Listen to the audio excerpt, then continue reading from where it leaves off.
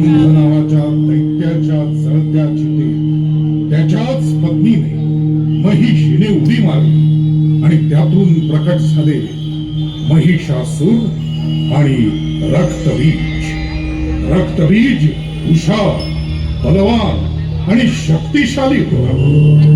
या त्रैलोक्यावर राज्य करण्याचा त्याचा मानस होता आणि म्हणूनच या त्रैलोक्यातील सर्व जीवजीवितांच्या लयाची देवता भगवान श्री शंकर यांची साधना तो अहोरात्र करत होता.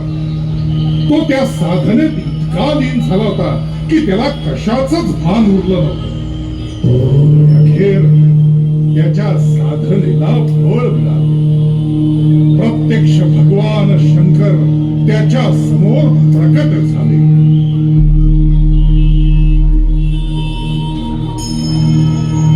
ओम नमः शिवाय. ओम नमः शिवाय. रक्तबीज, माझं चिंतन थांबव आता. काय हवंय तुला? का केलीस इतकी कठोर तपश्चर्या? हे भोलेनाथ, शक्ती, ताकद, साहस, वीरता सगळं आहे माझ्याकडे, पण मला त्रिलोकावर राज्य करायचं आहे.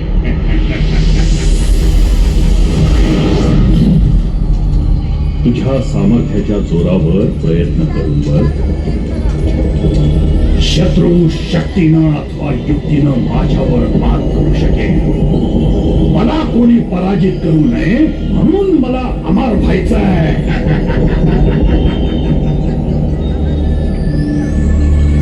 उत्पत्ती, स्थिती आणि लय हा प्रकृतीचा नियम होता. मी तुला अमर होण्याचं वरदान नाही देऊ शकत.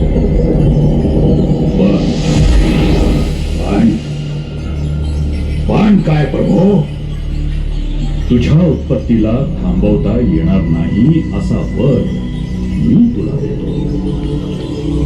तुझ्या रक्ताचा थेंब जेव्हा भूमीला स्पर्श करेल त्यातून तुझ्यासारखेच अनेक रक्तबीज निर्माण होतील आणि ही प्रक्रिया निरंतर असेल आणि म्हणून तुझा पराजय होणं अशक्य असेल. तथास्तु.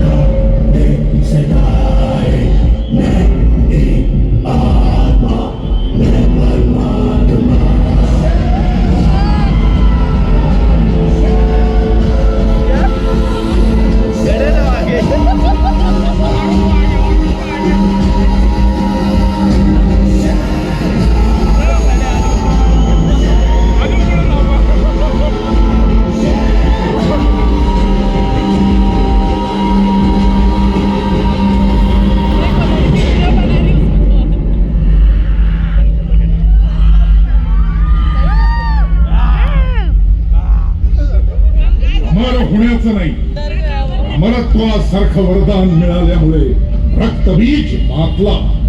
त्यानं पहिल्यांदा पाताळावर आक्रमण केलं.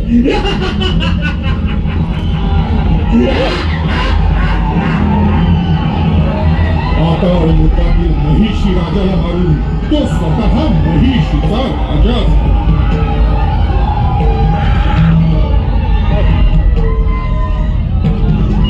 रक्तबीज पाताळात असतानाच त्याला महिषासुराच्या वधाविषयी समजलं.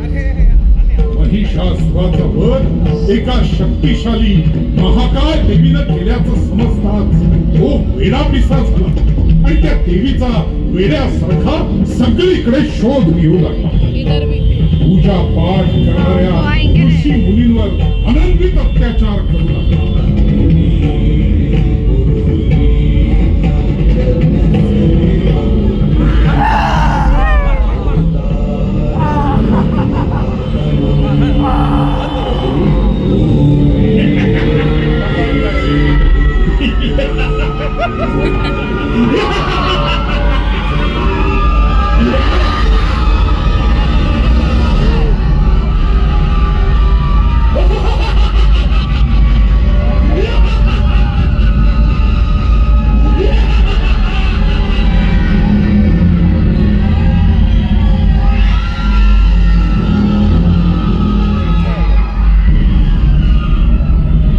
एकीकडे रक्तबीजचा हा हाहाकार सुरू होता, दुसरीकडे महर्षी कश्यपांचे पुत्र शुंभ आणि निशुंभ ब्रह्मदेवाच्या तपस्येत लीन होते. ब्रह्मदेवाय नमः. ब्रह्मदेवाय नमः.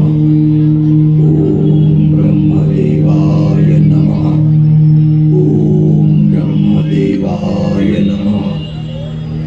त्यांची ही साधना फळास आली. आयुष्यमान तर आम्ही होणारच आहोत भगवान. आम्हाला अमर व्हायचंय आणि त्याच वरदान प्राप्तीसाठी तुमची साधना केली.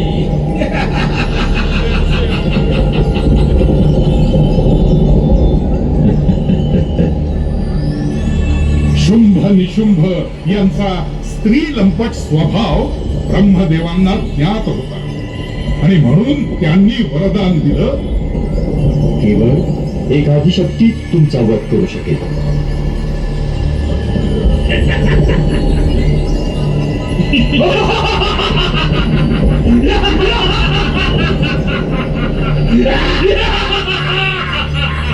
ब्रह्मदेवाच्या या वरदानानं गर्विष्ठ झालेल्या शुंभ आणि निशुंभांनी आपल्या भावाच्या हत्येचा सूड म्हणून इंद्रावर आक्रमण केलं. तेव्हा इंद्रदेव नृत्य गायनात रममाण होते.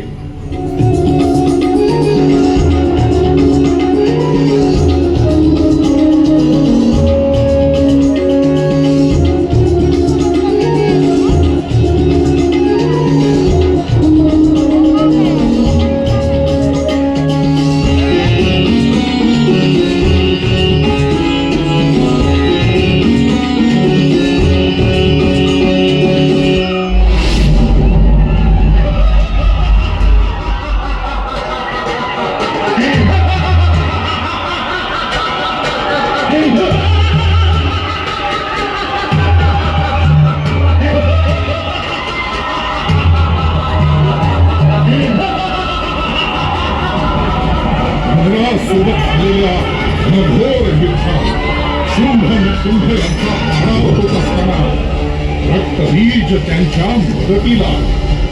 रक्तबीजाची वीरता बघून शुंभ निशुंभ त्याच्याकडे आकर्षित झाले आणि स्वतःहून त्याचं सेनापतिपद त्यांनी स्वीकारलं.